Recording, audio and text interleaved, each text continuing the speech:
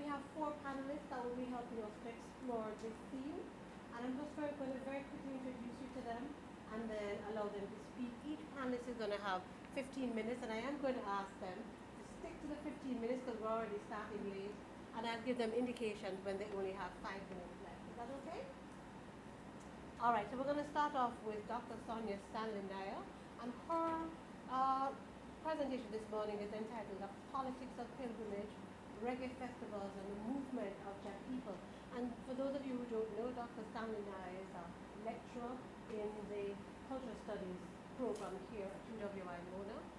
We're going to have her being followed by Ross Mark Williams, and he is an actor, writer, poet, teacher of art and craft at the Trenchtown Reading Center. And we're looking forward to his presentation, which is a spiritual anthropology of reggae, entitled Reggae DNA, from child's play to foreplay.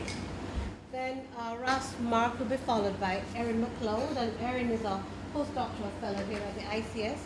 And her presentation will be looking at versioning Rastafari, Ethiopian musical representations of Rastafari. So hopefully we'll get a sense of how the Ethiopians have transformed Rastafari or present that to us through their own eyes. Then finally we'll be rounded off by Ras Alan Martin. He's going to be talking to us about transforming Jamaican popular music. Ras Alan Martin is the director of the Marcus Garvey movement here in Jamaica. So why don't you join me in welcoming our presenter as I invite Dr. Stanley Nair to kick. Good morning, everybody. I guess it's kind of awkward. Maybe I should stand. All right, so the title of my presentation, as printed in the abstract book for this conference, is The Politics of Pilgrimage, Reggae Festivals and the Movement of Jah People, which is actually the title of the larger project I'm now completing, larger book project. The project can in fact be summarized in two major words: pilgrimage and community. The project takes reggae to be Jamaica's spiritual music, its most valuable export, and simultaneously its lost child. In today's global musicscape, the question, is Jamaica the capital of reggae, would be answered by anyone with an awareness of the flow of music with a resounding no. From the 1978 inception of Reggae Sunsplash in Montego Bay, Jamaica, to its culmination in the largest European reggae festival, and in fact, a major case study in my book, Rotterdam Sunsplash, I argue that the bridge which created reggae's international reach was created but simultaneously broken. Legends such as Peter Tosh and Bob Marley, alongside quintessential events such as Reggae Sunsplash and Rotterdam Sunsplash, take center stage in the context of the book around global political currents such as the anti-apartheid movement of the 1970s and the gay rights lobby at the turn of the millennium in the context of the human rights issues that are actually tackled in the book. Today, I want to focus on what I'm talking about as revolutionary pilgrimages. I speak today of pilgrims and pilgrimages. Pilgrimages are political by definition. They have been linked to organized religions, but also everyday rituals and ordinary spiritualities. They involve the movement of people from place to place, a journey defined for or against the life of pilgrims, wanted or unwanted encounters, and associated historically with genocide and enslavement, problematic arrivals where church and state have in many instances conspired to negate the other. In spite of the historical baggage of the Plymouth Rock Christian Crusaders and missionaries variety, however, I wish to reclaim pilgrimage, returning it to a place, if only momentarily, where ordinary spiritualities dwell, a place which can be described as Clift and Clift do in their description of pilgrims, as follows, open quote, "Pilgrims are persons in motion, passing through territories not their own, seeking something we might call completion, or perhaps the word clarity will do as well, a goal to which only the Spirit's compass points the way," close quote. The journey is a passage through foreign territories for which the Spirit's compass is a guide. This is itself the foundation of my inquiry in this paper. I want to focus on the journey, the physical journey, but also the implements that were used on the journey. the routes taken and the cleavages, bonds of solidarity formed at the level of ordinary spiritualities and revolutionary encounters. On what basis do I stand here in this place, conceptualized by many, especially Rastafari, in Jamaica as they're carried beyond, talking about revolutionary pilgrimages? So I'm interested in sharing with you the revolutionary musical pilgrimage perspective I have, and I take that perspective from the work of Peter Tosh. The way reggae music has, as a musical form, has traveled via its artists to places beyond its core locus to inhabit and impact other sites is my central interest. In this sense, South Africa in this sense, Southern Africa and South Africa in particular remains underexplored except as a lasting record in the anecdotal evidence and, of course, song lyrics of reggae stars. Africa in the Jamaican psyche is long-standing, whether in Anansi stories, Jonkunu, or Kumina as manifestation of rhythm and syncretisms of spiritual traditions. However, it is the Back to Africa movement which has been documented through the work of scholars on Pan-Africanism, Rastafari, and more generally, Black Atlantic scholarship that has to take center stage in the contextualization of the African diasporans and their contemporary relationship with Africa.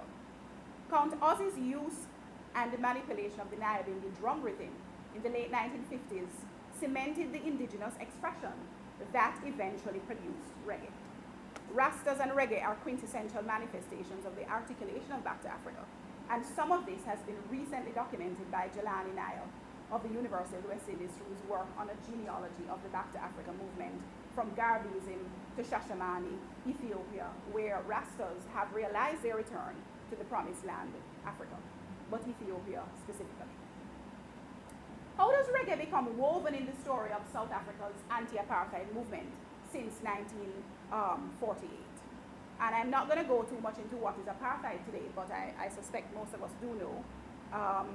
What I want to therefore focus attention on is the most militant of reggae stars, however, a pilgrim, bush doctor, folk philosopher, humanitarian, and revolutionary, Peter Tosh. While I will touch on Bob Marley and Jimmy Cliff, emphasis will be placed on Tosh's contribution to the anti-apartheid struggle in particular. If Bob Marley is a rebel, then it is undoubtable that Tosh is a revolutionary. The idea of completion for the pilgrim, in this sense, Tosh the mystic man, as he is referred to by Herbie Miller, is a crucial site for understanding reggae's role and impact on the revolutionary projects for varying forms of African liberation.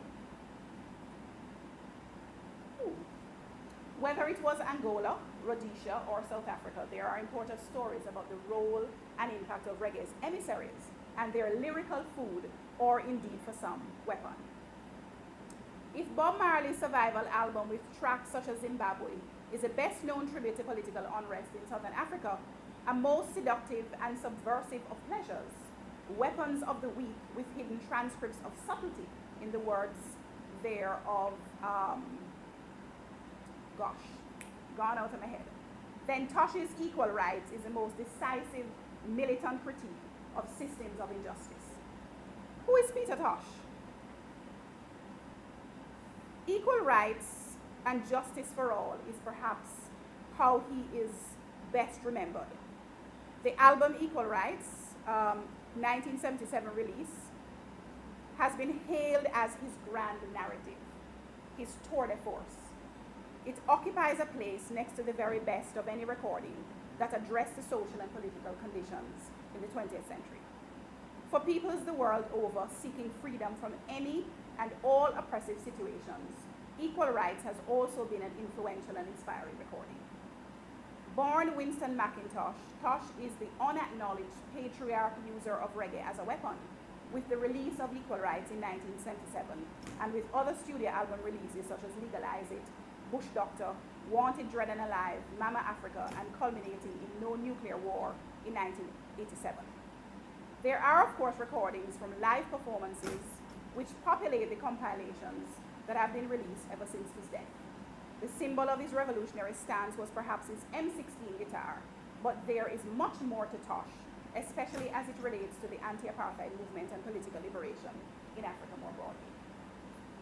This is how Herbie Miller, former manager, described Tosh's relationship with Africa. Open quote. The Peter Tosh I knew, both as a man and artist, considered himself a displaced African.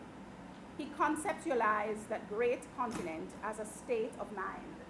Hence, he could live his Africanness without ever going there. At the same time, he related to the land of his forebears in its reality as a physical space in the world, as a continent blessed with magnificent history, majesty, and tradition, yet beset with bloodshed, ethnic conflict, and the residual effects of colonial exploitation and oppression.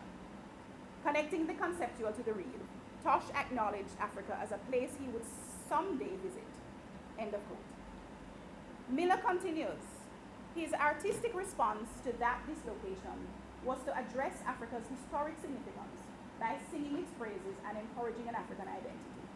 African, one of his many compositions that convey that awareness, provides a sense of Tosh's ideal. Don't care where you come from, as long as you're a black man, you're an African. Never mind your nationality, you have got the identity of an African. It is clear from the body of work and the man behind the music that Tosh dedicated himself to political freedom of Africa, but it is South Africa that really ignited his passion for militant objection and battle against the forces of injustice. Miller suggests, and I agree, that Peter Tosh was not only a most complex human being, but also one of his era's most politically incisive, musically engaging, and truly entertaining performing artists. During the apartheid era, and before many of his fellow artists knew its meaning and implications, Tosh took a stance against the white supremacist governments of South and Southwest Africa. You're in a Milan, he says, quite illegal. In a Milan, set up your regime. In a Milan, rob up me diamonds. In a Milan, rob up me gold. We're gonna fight against apartheid. Black man gonna fight against apartheid. Tosh kept himself abreast of the various liberation struggles, their supporters and detractors, and energetically engaged anyone sharing his opinion or not in lively debates on the subject. Even as a member of the Wailers, Tosh stepped out to make personal statements in his solo recordings. A book he purchased in Brussels, The Broederband, or Brotherhood, provided a background to the origins and implementation of the system of apartheid. Like the celebrated Renaissance man, political artist, and activist Harry Belafonte, with whom he did a video special in 1976, Tosh was not afraid of being on the front line. In 1967, he was arrested outside the British High Commission in Kingston, protesting Ian Smith's takeover of the former Rhodesia, now Zimbabwe. Songs such as African, Mama Africa, and I'm Going Home are other samples of his recorded reactions to his meditations on Africa and its liberation. Undoubtedly, Equal Rights remains Peter Tosh's flagship recording. It is instructive to note that at the time of its making in Jamaica, the island was enduring the most volatile civil unrest since the Morant Bay Rebellion of 1865. So paralleling the Jamaican scene full of daily, nightly shootings, burnings, and general intimidation of political thugs and gangs who created an ominous atmosphere around Kingston, Africa was displaying its own fair share of unrest. Social unrest, political unrest, and economic unrest, all manifesting in ideological unrest. In many ways, therefore, and musicians were not immune to these conditions, but rather were intimately involved, affected, or joined the struggles. Skipping through, essentially, Peter Tosh became a spokesperson on apartheid, on stage shows notably in Belgium, New York, Washington, D.C., and Brussels, where he performed without charging a fee, even when he had to pay his band members out of his own pocket at times. He was within a larger network of artists, activists, such as Abdullah Ibrahim, Letta Mbula, Hugh Masekela, Stokely Carmichael, Miriam Makeba, Fela, as well as Archie Shepp and Max Roach. In 1977, Tosh was invited to address the United Nations Committee on Apartheid. He didn't eventually address the committee, but his significant voice was recognized with such an invitation. While Peter's address didn't reach the United Nations, it got through firsthand to those in the struggle. When Peter was invited to perform in South Africa, that too didn't happen because of the conditions set. Peter wanted access to the townships, to perform at a free concert, and to make a financial contribution to sporting youths around Steve. Peter did not visit South Africa up to the time of his passing. With the exception of Peter, none of the musicians performing on the album Equal Rights, or the track Apartheid specifically, held strong political beliefs or views. They were neither interested in local political affairs, nor did they display any awareness of the larger regional and international social and political conflicts or ideologies. Sly Dunbar, for example, at the time had no clue what apartheid meant, believing Tosh had made up the word. You know how Peter had a way of adjusting and making up words, he says. So when he started to sing apartheid, I thought it was just another one of his made up words. I didn't know what apartheid was. It was when he started on to tour, and all these Africans and black American leaders started coming around and thanking us for making this statement against apartheid, that I realized what we were part of. To me, it was all about the energy of the music, end of quote.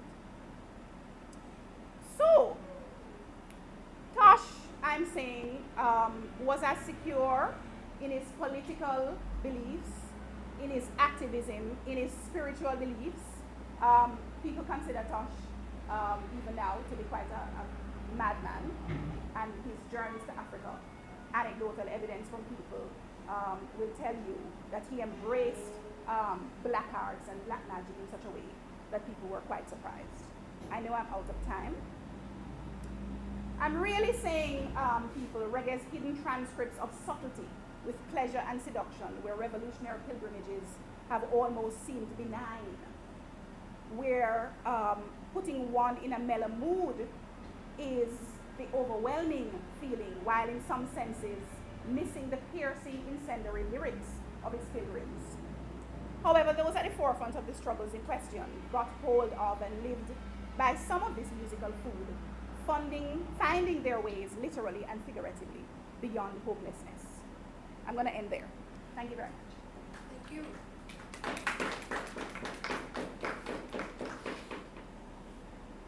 Yeah. My presentation is about the DNA, reggae's DNA, from child's play to foreplay.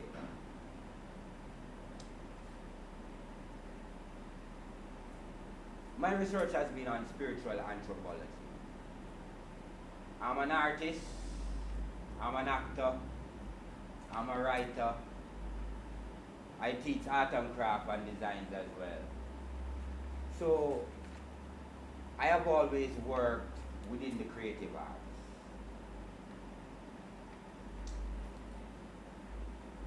Therefore, the birth cycles of life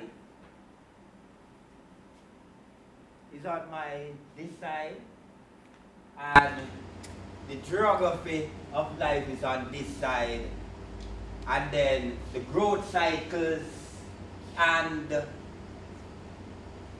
mood cycles are at the center. So let's begin with the geography of reggae. The North Pole measures 132 degrees landmass, buried under desert sand, ice and water, known as the First World. The South Pole covers another 132 degrees, buried also under desert sand, ice and water, known as the Second World. So when you had the First World together and the Second World together, you get 264 degrees. When you subtract that 264 degrees, all that remains is the Middle Passage, 96 degrees in the shade. What this means is, as Bob Marley said, we are the black survivors.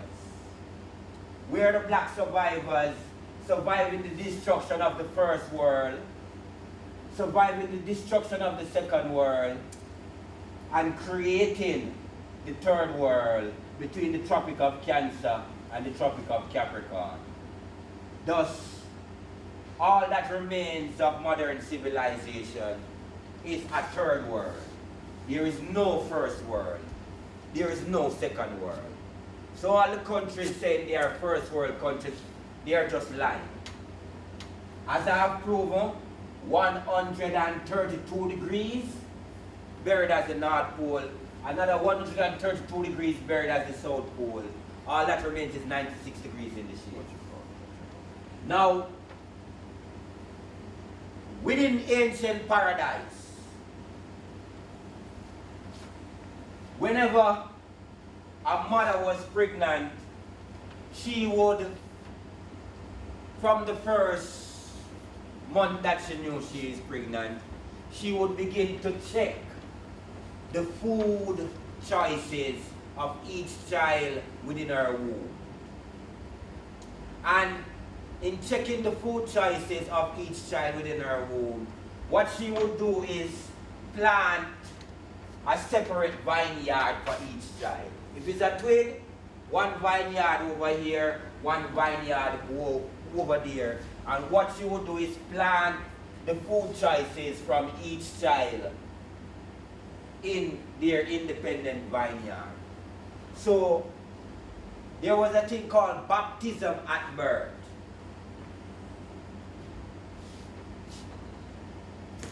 There are bush doctors, midwives, etc.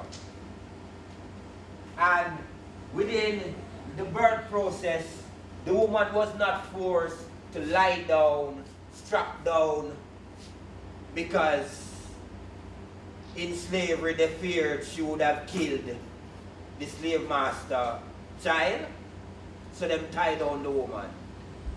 In paradise, the baptism at birth was done from a baptismal pool at the head of a river. Why is it at the head of a river? Because the water is more purer there. And more than that, the temperature of the water at the baptism pool is equal to the temperature of the child inside the mother's womb.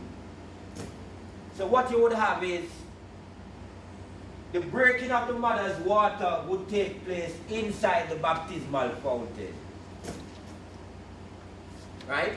And the priests and the midwives would check the baby's 9 functional faculties to see if they were intact before cutting the umbilical cord. And then the umbilical cord would be buried in each child's vineyard 9 days after birth. So what we have is a central theme of 9 months pregnancy, and the 9-month pregnancy is according to the mood swings, and which we'll get into later, right? So you have the birth process, you have the vineyard of each child, but more than that, at the precise time of birth, every creature within the village that is born at the same time as each child is becomes their gift for life. So each child is not only born with their entire vineyard, they are born also with their entire livestock. So if a lizard is born at the same time you born, is your lizard. If a tiger is born at the same time you born, is your own. Elephant, whatever, is your own. And they become your pets for life. There is no wild animal. Right? So what each child had to do was to feed their livestock from their own vineyard. So each child was automatically a farmer, but the farm was their university of knowing nature and the bird stars of each plant and each creature within their livestock. So what we have now is we come to the cycle, mood and growth cycle.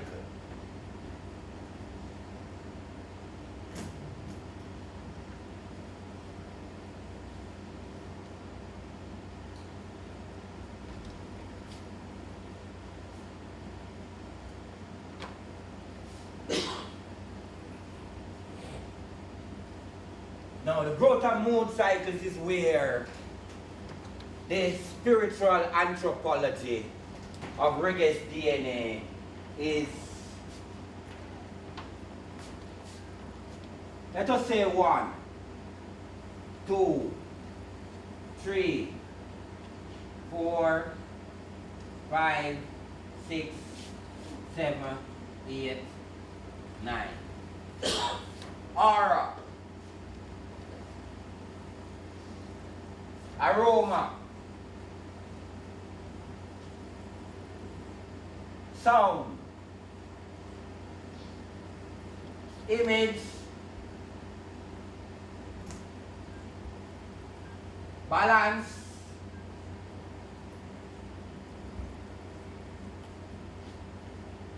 Nutrition, chemicals.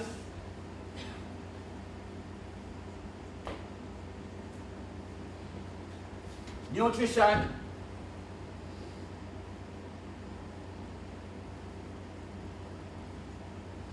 Lunar and solar.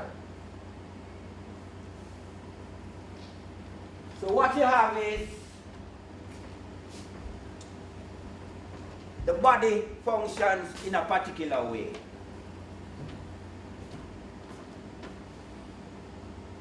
The month begins at the beginning. 3 day and 3 night, your body is in aura mode. Right? So for 3 day and 3 nights, day and night, day and night, day and night, your body is in aura. 3 day and 3 night, aromatic mode. Where you're smelling things and wondering where you're smelling it from. Another 3 day and 3 night is all about sound. Another 3 day and 3 night is all about image. Another 3 day and 3 night is all about balance. Another 3 day and 3 night is all about chemicals. Another 3 day and 3 night is all about lunar. And another 3 day and 3 night, you just have to have sun. So what you find is the mood cycles of reggae is the 9 creativity of the growth cycle. The 9 creativity of the growth cycle is these 9 elements.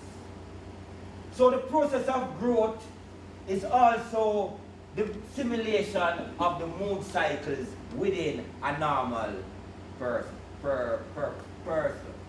We as men originally say, we don't carry cycles. It's only women alone carry cycles. Begins on the first day, and 3 nines is what? 27? So the 27th day the cycles end, and it begins again on the 28th day. So there you have the 9 mood cycles of reggae. You have the birth, baptism at birth cycle, and you have the geography of reggae in terms of the North Pole, 132 degrees, the South Pole, 132 degrees, buried under desert, sand, ice, and water, as the first world and the second world. And all that remains is the middle passage, the original middle passage, 96 degrees in the shade. This is the geography of reggae. The baptism at birth, you have your own land, You have your livestock. You are in control. There is no wild animals. These are the 9 powers of God, so to speak. These are the 9 powers of the greater omnipresent dimension of reggae. The greater omnipresent dimension of reggae, which is called the God within the spiritual anthropology of reggae.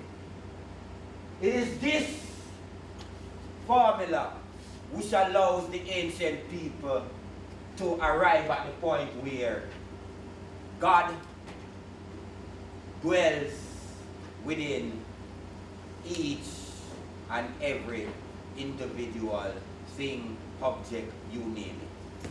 Blessed love. Thank you. So my presentation is called Versioning Rastafari, the Ethiopian Perception of Rastafari Through Music and Art. And I have done research for my PhD and my forthcoming book about the Ethiopian perception of the Rastafari movement. And this is one section of that research, looking specifically at the music.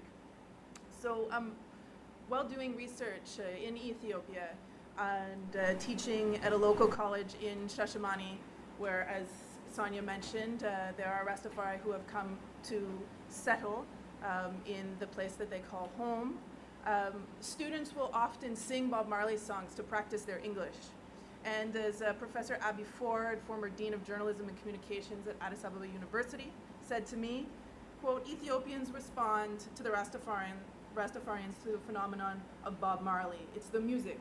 The music has found its way into the core of Ethiopian music. The rhythm is very much there.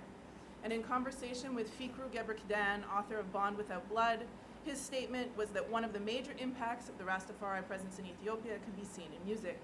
So I'm going to, throughout this presentation, I'm going to try to show you as many different examples of Ethiopian music that makes use of reggae rhythms and Rastafari and or Jamaican tropes. Sonia discussed in her presentation how it's difficult to disconnect reggae from Rastafari and Rastafari from reggae. And if you turn to Ethiopian music and look at these artists that I'm going to show you, you can see how the image of the Rastafarian exists in the popular Ethiopian imagination. This demonstrates how Rastafari influence can be engaged in both its culture and history, but also present itself as totally independent of these elements.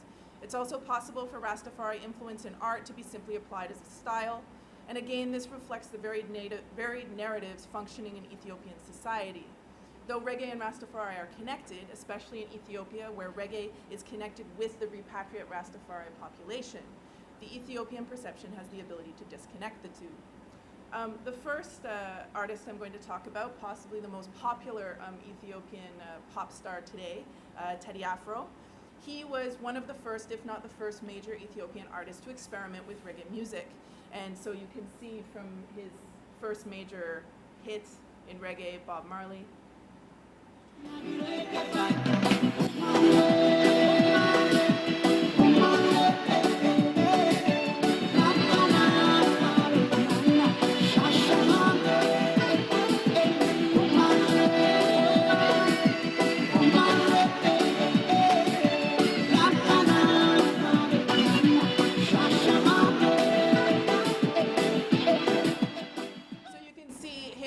Shashamane with Rastafari, playing music with them. He wanted to connect to them, and that led to him being called the Reggae King of Ethiopia. Him using reggae music and a reggae rhythm is quite significant because otherwise he uses, for all of his other songs, the rhythm that's emblematic of Amhara music. He is a member of the Amhara tribe, and that is called chik-chika. It's a 6/8 rhythm, kind of rolls, it sounds like the word chik-chika. So Ethiopian listeners listening to Teddy Afro's music would immediately notice the difference in rhythm and would recognize the appropriation of traditionally Jamaican music. As Ethiopian reggae singer Haile Roots says, quote, Ethiopians have been dancing to different rhythms. They understand what different rhythms mean. Given this emphasis on beats, Haile Roots himself has developed a particular sound by mixing chik-chika and reggae. He said that he wanted to blend the two together. He calls it chige. They can work together, he says. I've proven it. He demonstrates a desire to have Ethiopian music work with reggae music, but he's very careful to refer to our music, Chichika and reggae music. The music is a blend of cultures, but it includes his own cultural things. And the hybrid, Chige, also perhaps indicates a disjuncture between Rastafari and Ethiopian cultures. Whereas the Chi in Chige represents the Chik-Chika rhythm, it could also be seen as referencing the Chi in Chi-Chi. The irony here is that the literal use of language in Rastafari circles would find it difficult for a term like Chige to be used in conversation. Teddy, however, did take the music more than just a musical cue from Rastafari for his most well-known reggae song, the still popular Yasta Sariel.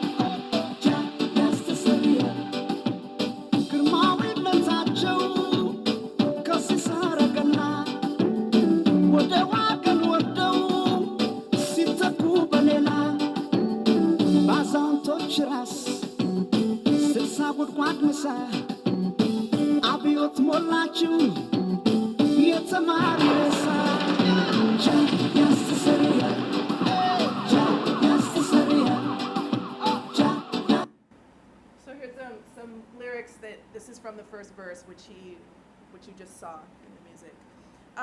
Due to the controversy surrounding the 2005 and 2010 Ethiopian elections and the fact that this particular song criticizes the present government in Ethiopia, the song was banned immediately upon release and still cannot be played on the radio. We can see with Yasta Sariel the influence of Rastafari in terms of the use of reggae as a communicative tool.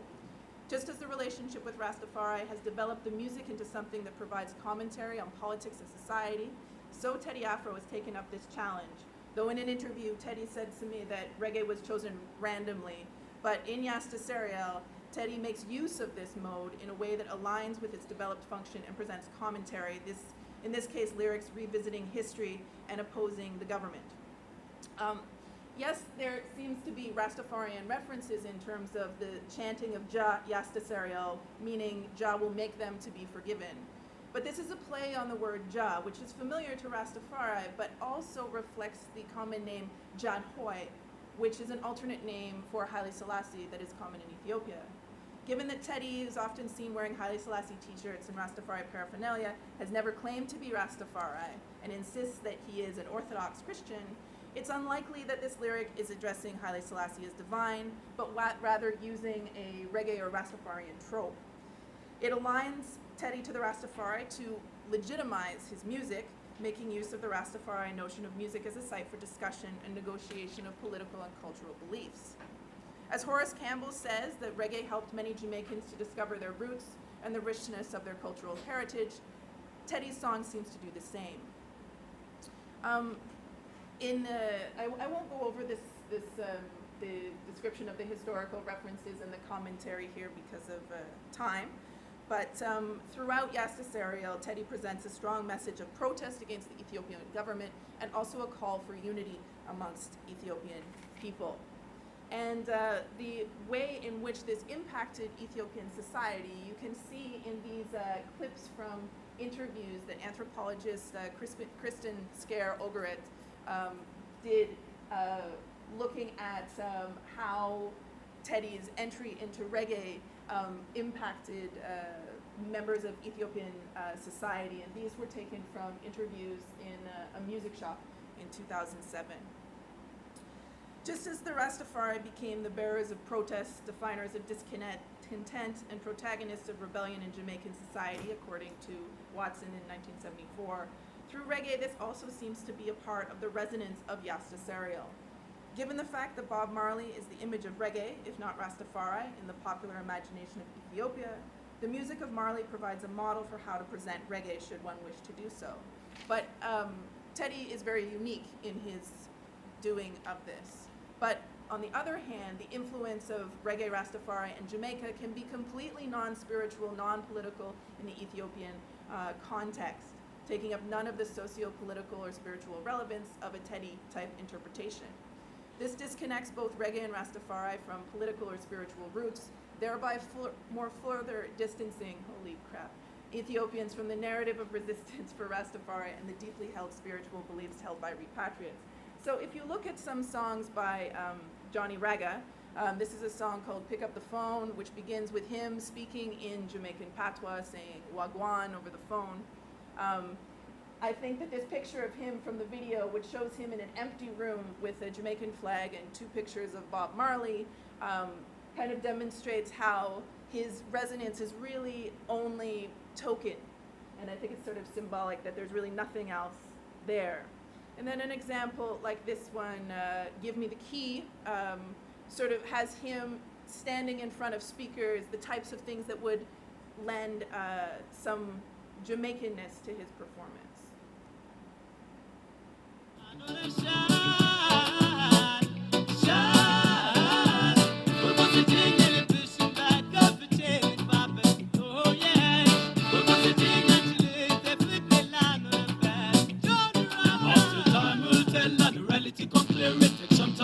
Can't you see?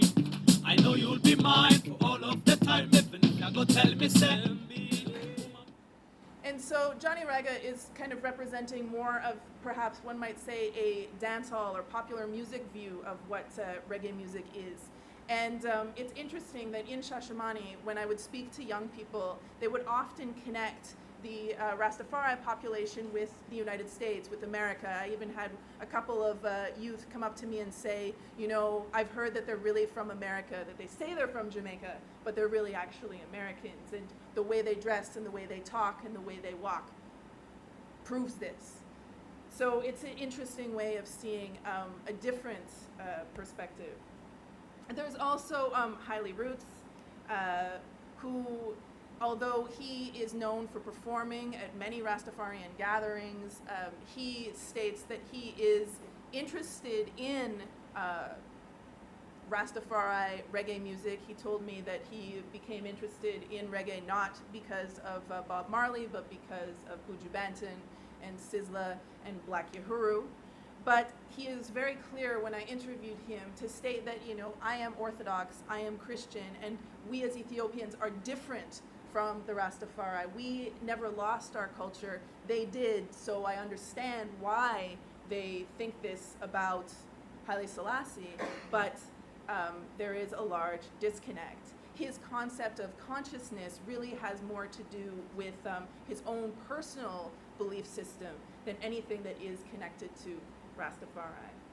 There's also Getachew Yosef, who is a visual artist. And he is known, as I've been told by a lot of reggae musicians in Ethiopia, known as the man who made dreadlocks cool and acceptable. He's an art teacher.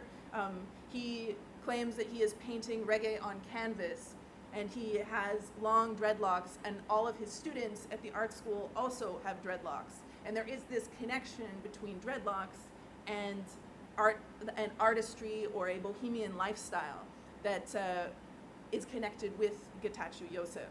Getachew himself will say that he understands the Rastafari philosophy, and he understands why Rasta might believe in Haile Selassie as divine, but as someone whose family members worked in the palace, he says, I know that that's not the case. And also he expressed to me quite firmly that he has a major problem with any sort of drug use, and thinks that one of the main issues with the Rastafari in Ethiopia is that they have brought drugs to corrupt the youth. And he was quite forceful on this. Some of the newer artists, one of them is an artist by the name of Jalud, and this is a song from last year called Feyamo.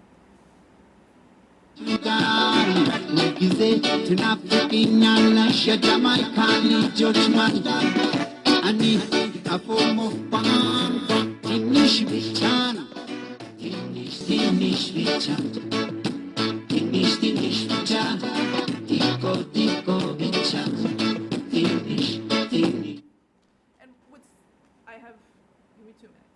I have in this particular song, what he's doing when he says "tinish tinish bicha" means only a little bit, and he's imitating the way in which West Indians speak Amharic in his pronunciation of this. "Tinish tinish bicha" means only a little bit, and he's saying, "I only speak a little bit of Amharic." And this whole song talks about the way in which Jamaicans will attempt to speak Amharic, connect with Ethiopians, but it's only a little bit. In my research in general, I extend and expand on all of this. I haven't been able to talk about very much of it today, but it demonstrates that there's a gap between the Rastafari and the Ethiopian population.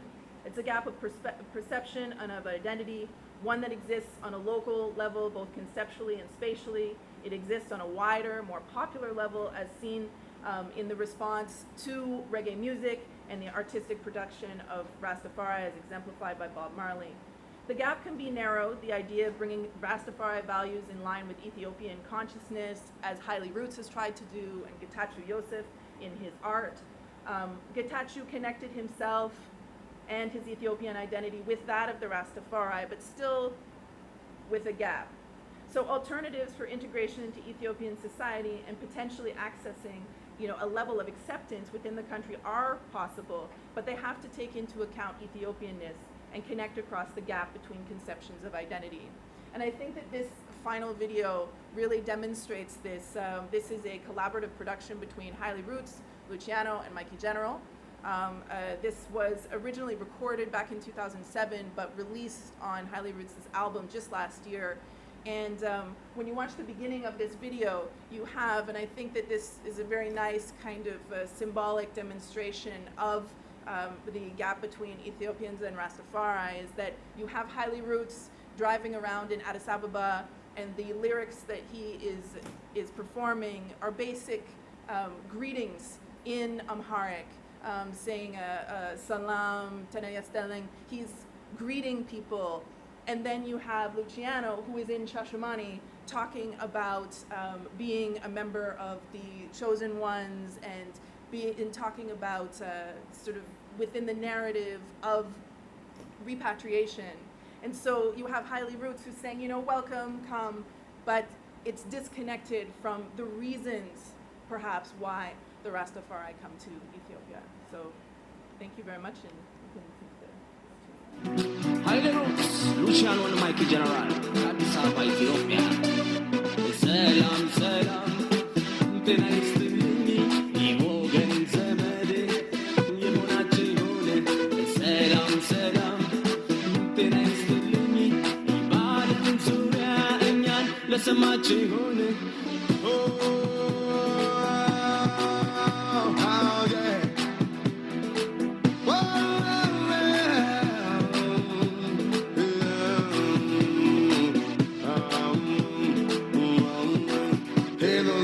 Kings who fight the mighty war, who defend Mama Africa, born near and far. We are the chosen ones who sing redemption song, who keep the red, gold, and green flag flying high and strong. About the tonight, with the blood on about the tonight, man lion. About the tonight, about the tonight.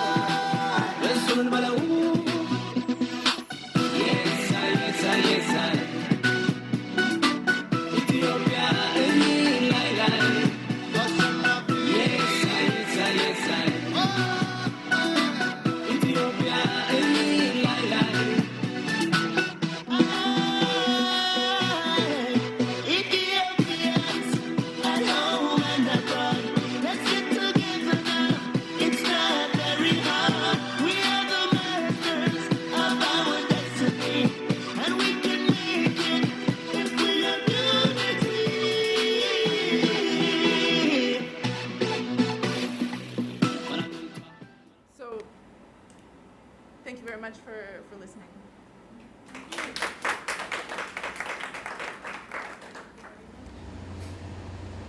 Okay. May I commence? Yes. Okay, that's Martin, Director, Marcus Garber Movement, and I'm very pleased for this opportunity to present this paper on transforming the popular Jamaican reggae music. Alright, it is an overview, concisely written about the last 2010 International Reggae Conference. And I am thanking God for the strength and the opportunity to deliver this communication, which is in direct response to the 13th annual Bob Marley Lecture Series, which was hosted by the Institute of Caribbean Studies and Reggae Studies Unit, UWI Mona. Here is a situation where widespread concern was being expressed about the manner in which the originally proclaimed month of February as Black History Month, for the highlighting and reflection upon the achievements and contributions by Africans and African descendants in the diaspora, now appear to have been changed exclusively to Reggae Month celebration. Since the start of the first Bob Marley Lecture Series in 1997. Notwithstanding that, the Black History Month celebrations have been gaining wider public acclaim ever since the African American History Month Association began the observance over 3 decades ago. The February Black History Month was designated as a period for the conscious reflection upon the achievements and contribution made by Africans and African descendants to the arts and sciences, the social and political spheres, towards the advancement of the modern world. Up until 1997, there seemed not to have been any exhausting of the facts which support the contribution by Black people towards the active development of modern civilization in every single field of endeavor. Yet the first popularity of the Black History Month consciousness was helping to foster a greater sense of pride of place among our young Black population who are seeking to identify with their cultural heritage, artistic as well, which invariably is the main purpose of the Black History Month celebration. The change which came about in '97 to start promoting February as Black History Month exclusively was something which raised widespread concern by many people in the cultural fraternities, who are contending that the reggae music contribution should only be part of Black History Month celebration and must not be the parcel of the whole month's proceeding. This concern was substantiated by the renowned foundation micromusicologist, Mr. Edward Siaga, when he made his presentation to the conference at UWI Main Auditorium, Library Auditorium. He explained that reggae music is only a part of the overall achievement of Black people, and it is going to be limited in its scope to find new and more innovative expressions to critique its past and future existence in order to continue holding any serious degree of interest for the future. He did not bother to give a live address to the audience, but rather presented the recording of a previous lecture which he gave to us at a similar function in '08. While he sat quietly in the front row and listened attentively. After the tape was finished, he stood up and said thank you and left the venue. This also substantiates the fact that Ms. Lisa Anna said in the opening ceremony there that she does not want to change Black History Month to Reggae Month, because as far as she's concerned, every day in Jamaica is a reggae day. And that can substantiate and answer the question where that issue is concerned, I believe. This conclusion was borne out by the opening presentation of Rastafari Elder Tekla Mekfet to the 13th annual Bob Marley Lecture on Thursday, February 18, 2010 at the Undercroft Senate Building, where he was the key keynote speaker on the topic of Rastafari, Reggae, and Bob Marley, to Africa's scattered rhythm of spirit for the oneness of the world. That was a presentation which rambled on endlessly and could not deliver any vivid rational point of view which could be grasped by the audience, which packed the venue to capacity to hear him speak on the opening topic. By the end of his presentation, the entire audience became disillusioned and lost all focus as they dwindled away, except for just a few remaining who did not bother to field any questions. He seemed oblivious to the fact that he was gradually losing the attention and presence of his audience, while he was grappling to correlate the essence of reggae music with the historic experience of Egypt, Kemet, and the Bible. I don't know how one could juxtapose those distant relationships. All right, now this takes us into the final day. Things went on, yes, definitely the conference proceeded onto the final day when we saw the German Rhythm magazine editors made their presentation at the Assembly Hall.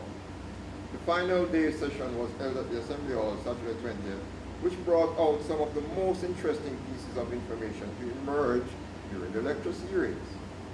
This began when the German editors of the Rhythm magazine, Eileen Poling and Pete Lilly, made their hour-long presentation and spoke in such precise alternation of 5 minutes duration without having to watch the clock. They spoke about the issues regarding homophobic lyrics in reggae and dancehall music that was entering Germany, and how the local German music entertainers were now producing their own brand of reggae music and dancehall with racist lyrics which are now being banned by the German authorities. Or at the response session, I pose a question to find out, what will happen when we as Jamaicans no longer can express our cultural beliefs in music because foreigners think it is too offensive to their homophobic or racist, to their way of life? Elaine responded to suggest that because of the social and the negative effect that homophobic lyrics and racist lyrics are likely to have on the minority groups living in Germany, and because of the memory of past atrocities against minorities, then the authorities are forced to act in a strict manner to control the racist or violent homophobic lyrics in the music from becoming available for public consumption. This is reasonable. They also made mention of the high level of success that the local German music entertainers were having by producing their own brand of reggae and dancehall music. That they were now performing at music festivals to audiences of no less than 150,000 fans, and that the locally produced music is beginning to hold its own in Germany and elsewhere across Europe and Japan, and that their Rhythm magazine sales have reached over 45,000 copies per month. This is interesting. At this stage of the audience response, a man stood up and made his point by saying that the time has come when we are witnessing the adaptation and transformation of the Jamaican music by countries all over the world, and we can do nothing to control it or derive the required revenue from it. And that it was only a matter of time before the music will be transformed from us by other nations who have come to appreciate and enjoy its melody more seriously than us. Then Jamaica will only be seen as the country of origin, but no longer as the primary movers and shapers of their own music. At this stage, I was hoping to hear some mention about Buju Banton, who is incarcerated in American jail for alleged drug smuggling charges, which was possibly orchestrated by the gay community for his homophobic lyrics. But I did not hear anything said about him throughout the entire lecture series. And during the audience response session, another young man who represents the Jamaica Federation of Musicians stood up to make a comment about the earning potential of music entertainers who go on foreign tours.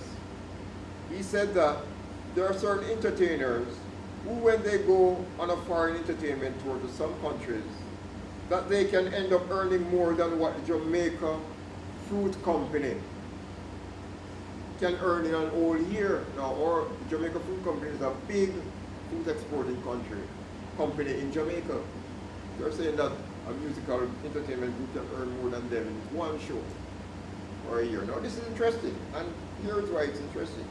I was particularly astonished to hear this comment, for the young man knows exactly what he was talking about, as his business manages tour arrangements for reggae artists. I am startled about the earning potential of the reggae and dancehall entertainers, and it confirms the reason why I am not so an enthusiastic fan of theirs. Unenthusiastic or I am not an enthusiastic fan of theirs because they have not done enough to assist in the development of the cultural foundation in Jamaica, such as the Universal African Improvement Association, of which I'm a part, nor of Liberty Hall, Museum and Library, and the Marcus Garvey's movement, from which source many of the more successful artists managed to derive their inspiration for lyrical content to the popular music that they produce. When the Reggae Studies Unit can take up the challenge to lobby the popular music entertainers to redevelop and better transform their music by utilizing the cultural institutions which are available to them, such as the books of the African Caribbean Institute of Jamaica, the Liberty Hall Museum and Library, and the Miss Louise Bennett Folklore Poetry, then the Jamaican cultural awareness and mores will be on the way towards a better form of decency and modicum. Many of us are cognizant. The ploy against vintage reggae music is the topic of this segment. Many of us are cognizant of what is being said about the current generation of dancehall musicians who are receiving Grammy Awards, while the original set of vintage reggae artists were not so awarded. And it is widely felt that this has been a sinister ploy to motivate dancehall musicians to continue producing substandard material in order to undermine the good quality of vintage reggae music. The result is that the music has been banned and some artists are having their travel privileges revoked, just finishing, while others are in jail for their alleged misconduct. And we saw where two were shot up near to their homes and were hospitalized, where a member of the group, voicemail, later died in a 2010 incident. Since then, several other renowned artists have been arrested and charged for various serious offenses and are still in custody facing trial. And this, my audience, I would like to explain, should form the basis of the reason why there is a need for the remodeling, quality control of the production of popular music, not only here in Jamaica, but in all other civilized societies, in order to protect the behavior of youths acting out the things that they are being entertained by, and causing law enforcement agencies a whole lot of problems in terms of their truant behavior pattern. Thank you very much. Thank you. Can you join me again in thanking all our panelists? To reinterpret what we are talking about as revolution. And some scholars have in fact put forward how it is we might view women's liberation in the lyrics of dancehall artists as revolutionary. I'm saying that it all depends on your perspective, but strictly speaking, if we're thinking of revolutionary as taking up an issue like apartheid or these kinds of blatant issues, then yes, we have certainly moved away from, and the global scale in terms of the map of revolutionary issues has certainly changed. Thank you. Navi? Yeah. The longer version of my research, the 9 elements becomes the 9 processes and sciences of creativity, of artistry, and of mastery in terms of each life form using the 9 faculties to create. So like a bird creates a nest, weave a nest. But the bird don't just weave the nest. When the bird ready to travel with the nest, the bird also weave in a hanger into the nest. So him can hold the hanger and fly with it. When him go to a new location, he can take out the hanger so nobody else can hold him nest and carry it away. So it's in terms of the creativity. If you speak about architecture of nature, you would have to talk about the architecture of the leaf. You'd have to talk about the architecture of the lion, the architecture of everything. But the architecture of everything is within the elements of the gene, of the gene, the genealogy. So in terms of growth process, it's not only growth process and mood cycle. It's also the growth process of artistry and the creative and cultural sciences. Is the rites and rituals of all civilization are governed by the 9 elements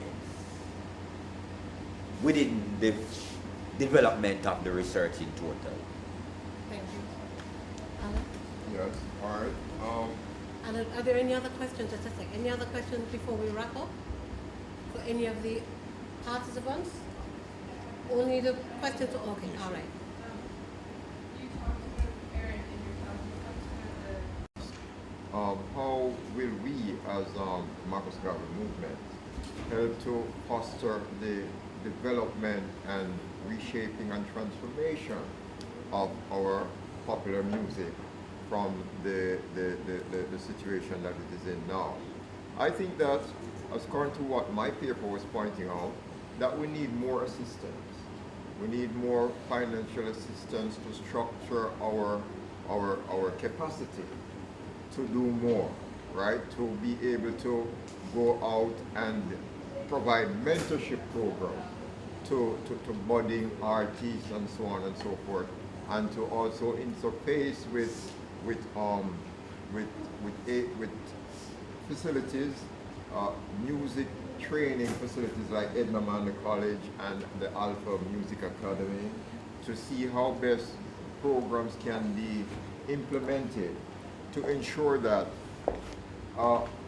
artists, aspiring musicians, do not just go about promoting themselves and coming up with lyrics and ideas on their own without any quality control mechanism in place to ensure that this is what meets popular standard for the country and the Ministry of Culture. This is an era where the Ministry of Culture and the Broadcasting Commission need to exercise regulatory control over. And we as Marcus Garvey movement want to be a proponent of getting this kind of thing done and to sensitize the whole population and the world about it. Thank you. Why don't you pose your question to Erin so she can answer both? Yes, Sister Erin, I wanted to find out from you, I heard somebody spoke at the last conference about Ethiopia, and we watched an extensive slideshow on life in Ethiopia as it relates to the migrants, Rastafarian migrants to Shishimane. Now, I want to ask you, what have you came across to substantiate whether the Rastafarian culture in Shishimane has now been influencing the popular music group in Ethiopia to sing songs which idolize the emperor. Okay, well, I'll start with the first question about kind of the origins of the gap between the, let's say, Ethiopians in general and Rastafari, or Ethiopians. I can just even focus on Shishimane. The land that was given by Haile Selassie did give away a lot of land throughout his reign to different people for different reasons, different groups for different reasons. And in 1948, he bequeathed a large piece of land in Shishimane, which is a primarily Oromo area, which is a different ethnic group from the Amhara, of which Haile Selassie is a member. He gave this land as a thank you to the black people of the world to be distributed by the Ethiopian World Federation. And the initial settlers were, in fact, Garveyite settlers from Barbados by way of the United States, by way of Harlem and specifically. And in fact, that's Dr. Abbey Ford's family and other members. And in fact, they were members of the Hebrew Israelites. So they were. Pardon? Similar but different in that this was a specific piece of land that was bequeathed by an emperor. You know, it was not a country per se. So anyhow, it began with these Garveyite settlers, and then that shifted to the Rastafari, who began coming in the late 50s. Now, the source of the gap, I would say, and I can quote Desta Magoo Petty. She's a repatriate woman who's been in Ethiopia going back and forth since the late 90s and is now resident there. She was involved in the organization of the Africa Unite concert, a major event which drew reggae musicians and Rastafari to the capital for a concert done for over 100,000 people. And one of the things... Yeah, we got that. But I want to know... No, can I finish, please? Thank you. So the thing is that what she said is that as a Rastafari in Jamaica, you learn everything about Haile Selassie, and you learn nothing about Ethiopia. And so when you arrive in Ethiopia, you understand about the emperor, but you have very little understanding of the culture where you are going to be living. And Shishimane is a town of over 100,000 Ethiopians with 300 Rastafari who live about 1 kilometer outside of the center of the town. Yes, about 97%, based on an anthropological study that was done by a master's student, Solomon Siroto, 97% of Rastafari do not speak either Orominya or Amharic, the language of that particular area. So you have the language barrier, and then you have the spiritual barrier. Ethiopians simply do not see Haile Selassie as divine. There are some groups of Ethiopians who see Haile Selassie as being an important historical figure, a well-loved historical figure, but specifically in the area where Rastafari have settled, one of the major problems is that the Oromo people actually see Haile Selassie as a colonizing force who took their land and gave it away to someone else. Yes. And so as a result, there is additional tension there.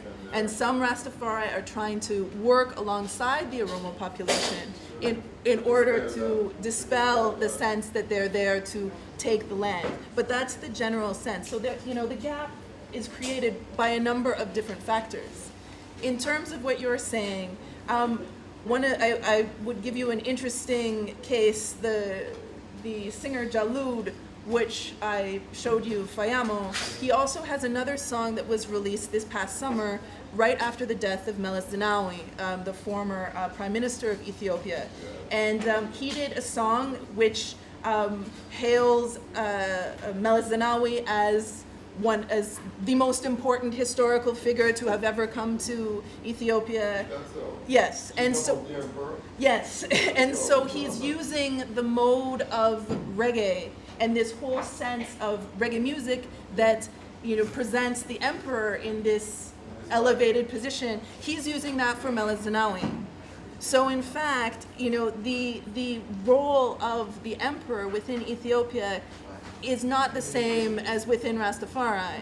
And in fact, the model of singing praise songs to the emperor is in this particular case being used to sing praise songs to the former prime minister, a very controversial figure.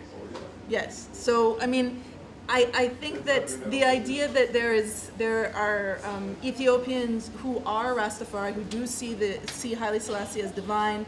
I have met maybe 2 Ethiopian individuals who would claim that, but at the same time, it's very much in the interest of connecting with the Rastafari, because the Rastafari, you have to understand, coming to Ethiopia, they represent the West, they represent wealth, they represent possibility, they can teach English, you know, so they represent a lot of different things, and a spirituality is not something that is particularly attractive to an Ethiopian population. Yeah, the Rastafari spirituality. Yes. I'm gonna have to leave